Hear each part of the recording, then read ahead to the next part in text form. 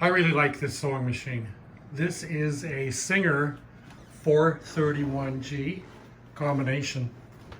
The 431 is the model number.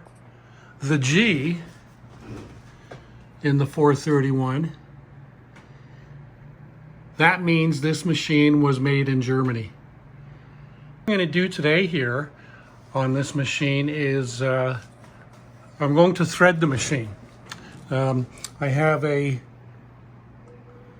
thread pole with a big spool of black thread, and there's the lead there. And then if I need a white one, there's one over there. And some extra thread, one of those thread cutters. And this Singer is this beautiful 431G. The seller showed me that when I saw it, you could not turn the hand wheel in the correct direction. Because you should always, if the motor is connected, and this motor is connected, it's a direct drive motor, but if you're going to turn the hand wheel, you should not turn it that way when the motor is connected.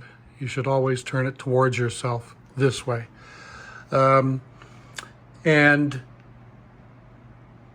it would rotate backwards, but it wouldn't, it would jam. So this is the Beauty 431G. It is a combination, and what that means is that it has this extra bed to the left of the needle. Here is the regular table deck bed. So this is an extension, and it's also a combo. So you can press that button there. You know, maybe I'm going to have to press it and pull it at the same time. There we go. And it will come off.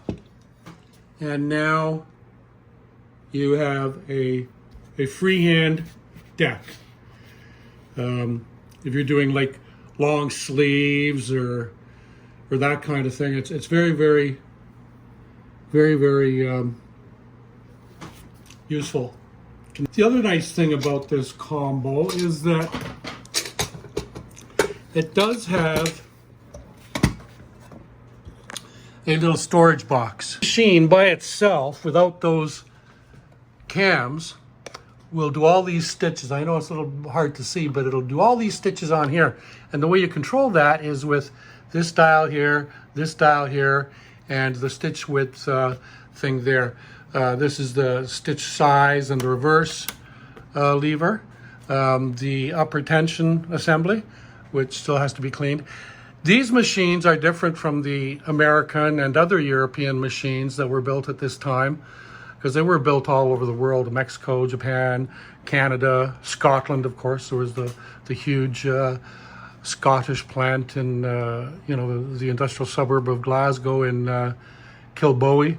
Yeah, if it's got a K, if it's a 500K, it was built in Kilbowie, Scotland. If it's a 500A, it was built in Anderson, South Carolina. And if it's 500J, it was built in Saint-Jean-sur-Richelieu, Quebec.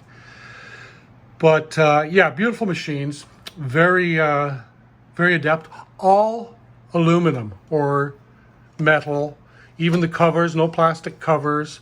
Direct drive, no belt from the motor, the electric motor to the machine, and all the gears and rods and lifters and shifters and all that, they're all steel or metal.